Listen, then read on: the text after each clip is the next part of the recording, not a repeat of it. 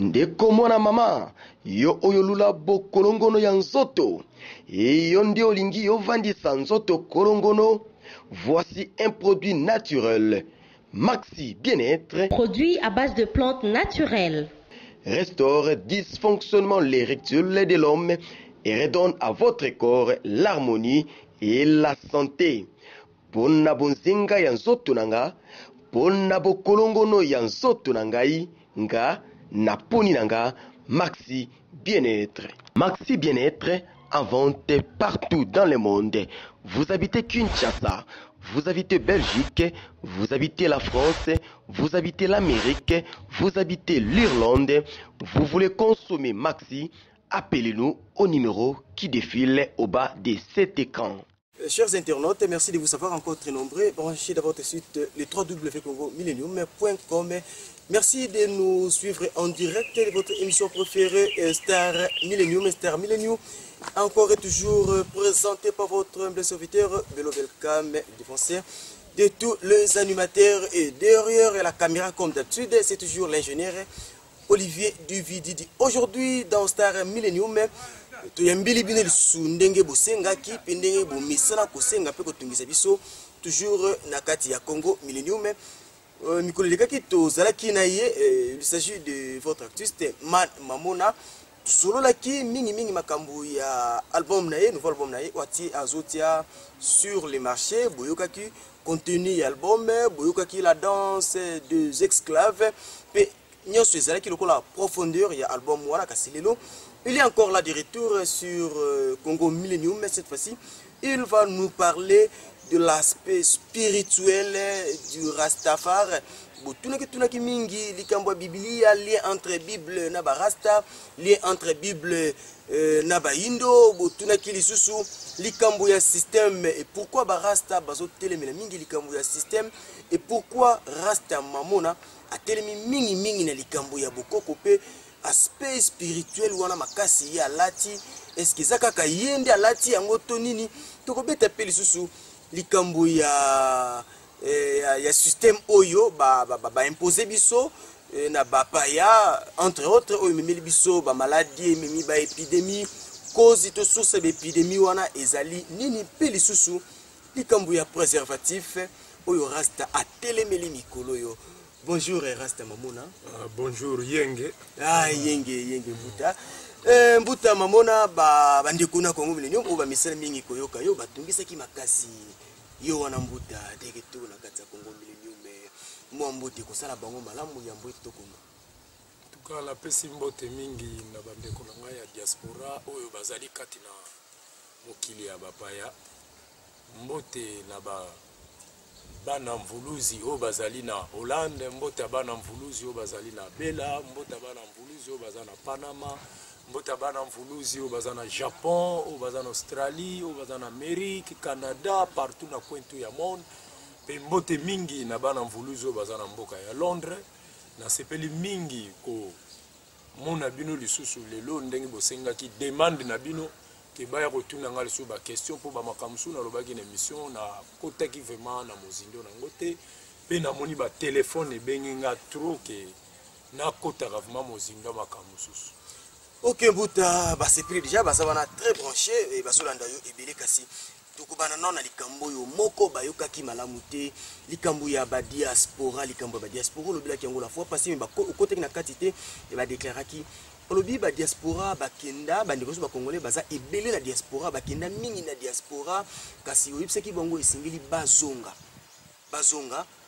la système na biso traditionnel pour la botomboli ya mboka mingi bozongi mpe kola musola musaki bandeko na biso ya diaspora eza pona ba raison nini? Bon, pourquoi la musaki bandeko langa ba diaspora yenge na bino nyonso pona moni ke bino bozali bateau babengaka ba immigré quoi, les immigrés. Évangile ya Bible oyo totangaka lelo ya ba chrétien ezalaki kopanzana na ba immigré. Soki bana Jacob basalaki voyage te balingaki ko découvrir évangile ya Jacob te ya descendance ya famille na bango te. Yango na bino telema bolongwe na mboka na bino bokeli banda nga namoni message na nga eza te ke naleka na tv to naleka na pa bajournaliste nayebisaka bana Congo non eza important te ya koyebisa bano baza na kati ya Congo mpo biso toza baoctotone ya Congo tobimi nanu te ke tokende mboka mipaya bino nde badiaspora naza kosadresse na bino mpo bino bovandi na mboka mopaya boke kocomprendre vraiment ke bonzambe oyo bango bayela biso na Congo eza nango ya biso te lelo oyo tozomona makambo ezoleka na poto pai bandeko na biso ya bato mwindu bozoyeba bien ke poto vraiment bomoni vraiment ke non totala nano enyate ya mondele eza ndenge nini eza toujours na kati ya système Babylone yango wana asengi na bino bozocomprendre déjà aussi bocomprendre bato basali déjà au-delà de 20 ans au-delà baza ebele bana mvuluzi boza kuna bozonga na Congo na système oyo bouti ocomprendre kuna eza ya mabe boya boforme bajeune bacomprendre vraiment ke koto biso bandeko na bino touti mikando bango bayelaki biso bazotosa makambo bakoma te na kati kasi rasta mamona mingi ntango obetaka lisolo oyo oprécisaka to likambo ya Babylone pourquoi okolaka mingi bandeko na biso ya poto to baétranger wana bamindele na Babylone lien nini ezali entre bato oyo bakoloniza biso na Babylone?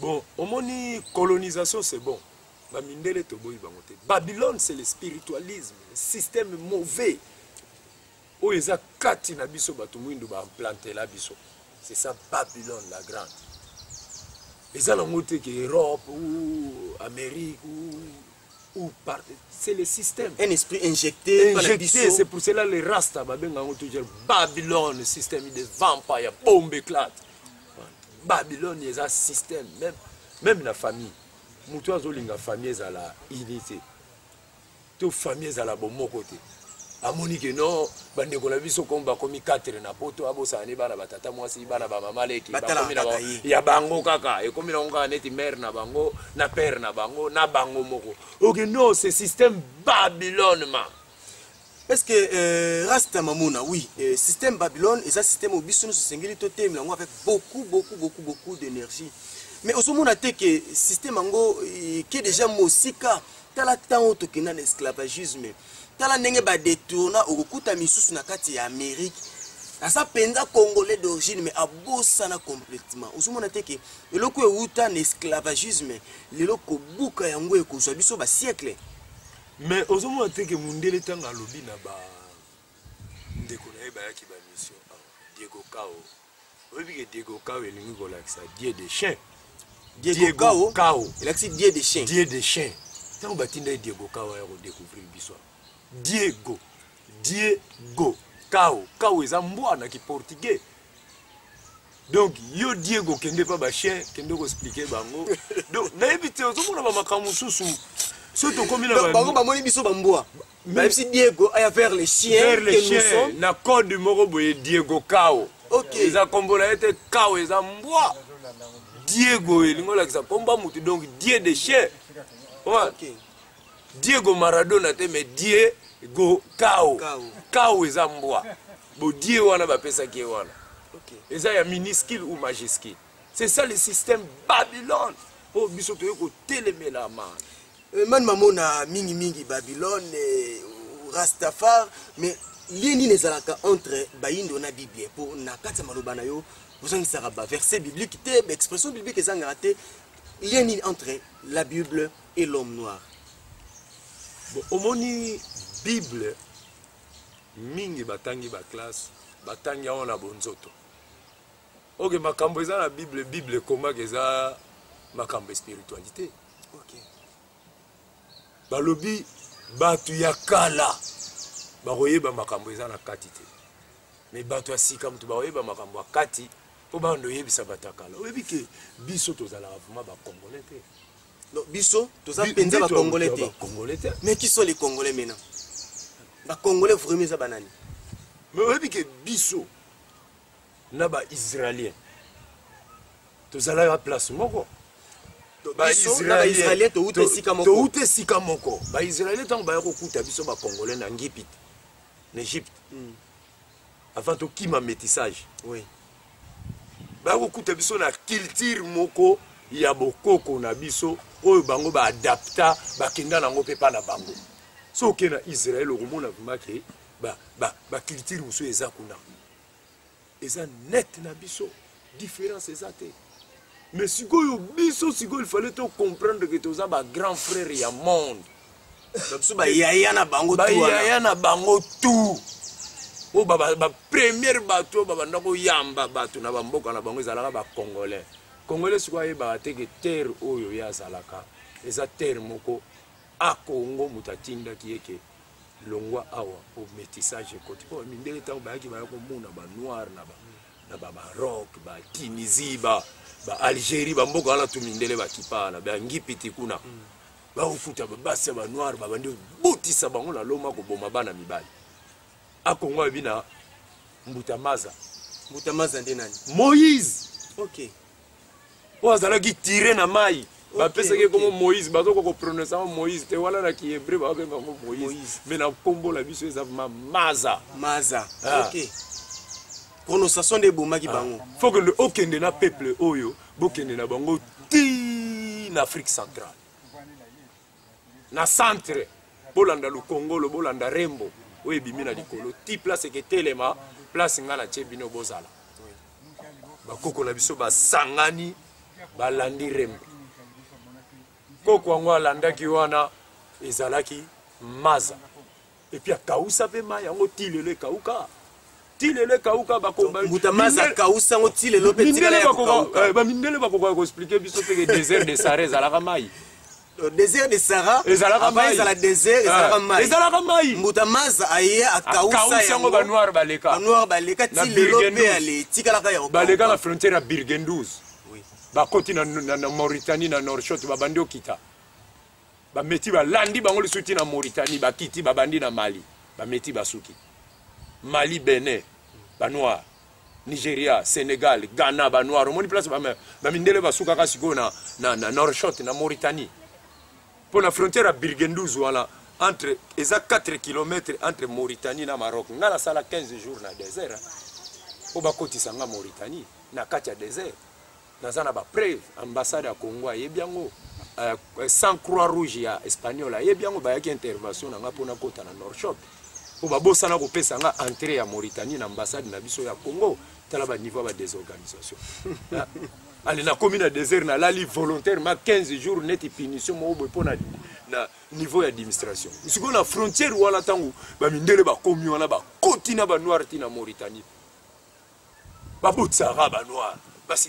Objectif le moment c'est qui va continuer race noire et disparaître jusqu'aujourd'hui yango zo mono to na ngai to zo kende malé yango mona to zo kendo bandaki ne bandelo lobby déjà ba makambo to loba mais siko tellement to ba ta PV to zo kende déjà tina niveau to bandolo ba makambo poto komi na ntangu ifina mene donc album la bimisi ya ntangu ifina mene eza album moko to za sona taya ko bomba ka makambo te.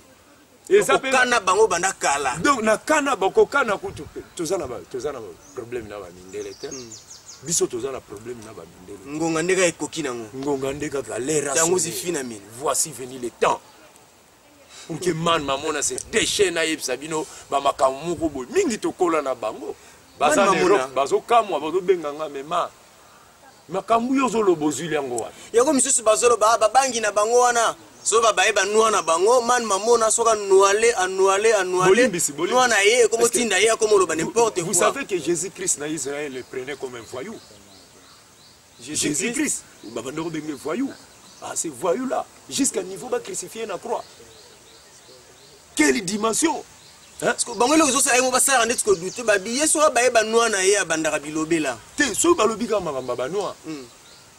Jamais barotika la romona na mokili ba lakisa mutanoa azobina na nzela nalobia parce que non deux à la biblique ba musicien na bino ya Congo tango ba bini sa basi na biso bolumbu na ba podium ba belisa ka basi na bana banwa to na sima ya podium wana bakomaka noa bakomaka primus escol nkoinini parce que si bon mona Bob Marley to beta ndula komina sima diamba jamais to la ki dube to Alpha Blondy. Botangu déjà bozo binisa bana ba congolais bolumbu. Et si vous avez un rasta, vous avez un basi bolum. Vêti comme Mama Africa. Mais si c'est la bino nina l'équipe Alpha Blondy na Valère. La Congo la bino. Donc bango les autres troublés bango balabi mais nous on a peine la Bible net ska ba mona ngo pété lisula nous na Bible mais si na lobango déjà na nini na mais il faut y que tous na sujet moko tozo kende. Oui. Tozo kende. Pour battre vraiment il faut pas comprendre des sujets na tozo kende na niveau moko ya koyeba pourquoi to futa ba bien te ba salaire na biso. Pourquoi batu ba kenda na poto. Toujours comme à niveau là pour nous dans la makambo belé à kolobati na niveau moko to bando sala ba chapitre vraiment chapitre 1 2 3 4 10 tout ce qui na likambo disparition ya l'homme noir pardon oui na répondre bango pour ah OK pour le noir ba garçon moko boy je ne sais pas ce qui fille moko komela kinga na internet na boité o encourager nga ku na continuer ndongo lobi ki na omeli ba noir no yango zolo ba ndengo wana. Mais erreur l'homme qui ne marche pas accompagné de méchants. Oui. Ceux qui ont commis autant de français on a mindele balaxi po comme la ngo mutu netinga. Yo bi batu bazo tinga na lobela peuple makambo. Tous ça na ba problème barrière de salaire ozo ko komango te internet. Faut vous comprendre makamni bo ça na poto. Ko sakana te za la paix dernière fois. Pour ça, on continue, au moment où on a mutu na tindinga la mukilo makambo osala yo. Tous ça sous na temps ya hypocrisie. Que oyo ko sakana la mutu azo yebisa peuple congolais o eza libanda ba ya na mboka na biso ba ya ko sauver biso. Il y a beaucoup des ingénieurs libanda, beaucoup de médecins bato kufa na bakimbantseka na bangaba na baselembao. Ba manka ba médecins. Les médecins sous basa na ba fond na ba Europe kuna ata ya 50 000 euros ya osali ata moi centre moko oyo da ba mama na biso. Ba réalité tout monde mutu aye ko bota na hôpital mwana sa bimisi liboko mais bazo 30 $ pour bazo kaka mwana na bima. Biso toza pembe na hôpital a 7 na njili. Ba réalité musu to ko loba ngote.